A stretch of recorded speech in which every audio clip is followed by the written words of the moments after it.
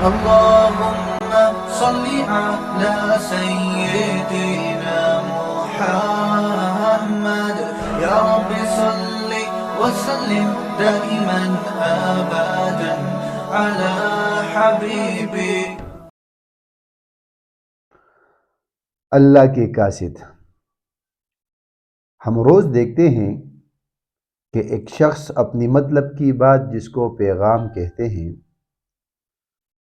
وہ دور کسی دوسرے کے پاس بیچتا ہے تو وہ اپنی بات اپنے کسی معتبر آدمی سے کہہ دیتا ہے. وہ معتبر آدمی اس بات کو سن کر دور اس شخص کو سنا آتا ہے. اس معتبر آدمی کو ہم قاصد اور پیغام لے جانے والا کہتے ہیں، اور فارسی میں اسے پیغامبر یا پیغمبر کہتے ہیں، اور عربی میں اسے رسول کہتے ہیں. یہ ہم سمجھنے کے لیے یہ مثال دے رہے تھے کہ اللہ کا قاصد یعنی جس طرح ہم دنیا میں اپنی مطلب کی کوئی بات دور کسی انسان کو بتانا چاہتے ہیں تو اپنے کسی معتبر انسان کو، دوست کو وہ بات سنا کر اس کے پاس بھیج دیتے ہیں، تو اس شخص کو قاصد کہتے ہیں. پیغامبر یا پیغمبر اور عربی میں رسول کہتے ہیں. ایسے ہی جب اللہ رب العالمین نے چاہا کہ اپنے بندوں کو اپنی مطلب کی بات بتائے، یعنی وما خلقت الجن والانس الا لیعبدون، عبادت کی بات بندوں تک پہنچائے اور پیغام سے خبر دے، تو اس نے اپنے مہربانی سے اپنے کسی چہیتے اور پیارے بندے کو اس کام کے لیے چنا. جس طرح ہم کسی معتبر انسان کو چنتے ہیں دوسرے انسان کو بات سنانے کے لیے، پہنچانے کے لیے، ایسے ہی اللہ رب العالمین نے اپنے کسی چہیتے کو چنا جس کا نام محمد الرسول اللہ صلی اللہ علیہ وآلہ وسلم، اور بھی پیغمبر تھے آدم علیہ السلام سے لے کر نبی علیہ السلام تک. اس کا نام اللہ کا قاصد، اللہ کا پیغام پہنچانے والا اور پیغمبر رکھا. عرب کے لوگ اسی کو نبی اور رسول کہتے ہیں.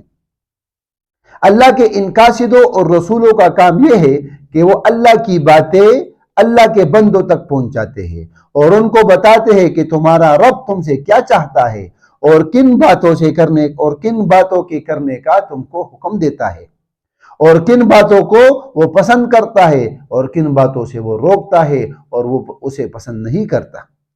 جو بندے اس کا کہا مانتے ہیں ان سے اللہ خوش ہوتا ہے، اور جو نہیں مانتے ان سے اللہ رب العالمین احکم الحاکمین ناراض ہوتا ہے. اسی طرح تیسرا عنوان ہے پیغمبروں کا سلسلہ.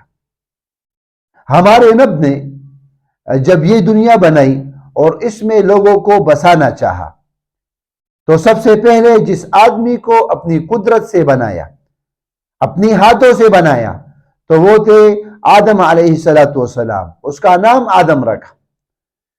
انہی آدم سے یہ سارے آدمی پیدا ہوتے چلے آ رہے ہیں، اور انہی آدم علیہ السلام کے وقت سے اللہ تعالیٰ نے اپنے بندوں کو اچھی باتیں سکھانے اور بری باتوں سے روکنے کے لیے اپنے قاصدوں اور پیغمبروں کا سلسلہ بھی دنیا میں جاری کیا، جو ہمارے پیغمبر محمد الرسول اللہ صلی اللہ علیہ وآلہ وسلم تک جاری رہا. اور اب آپ صلی اللہ علیہ وآلہ وسلم کے بعد کوئی بھی پیغمبر نہیں آئے گا اور نہ قیامت تک آئے گا.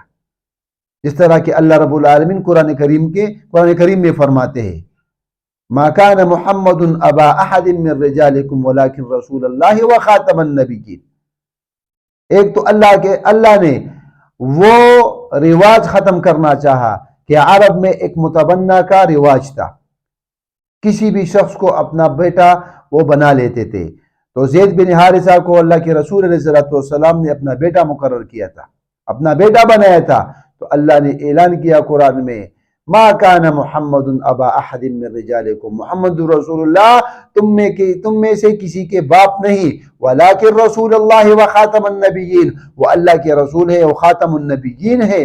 اللہ کے رسول علیہ السلام کے بعد کوئی بھی پیغمبر نہیں آنے والا، کوئی بھی رسول آنے والا نہیں. جو بھی آئے گا وہ جھوٹا ہوگا اور نبوت کا دعویٰ کرنے والا ہوگا.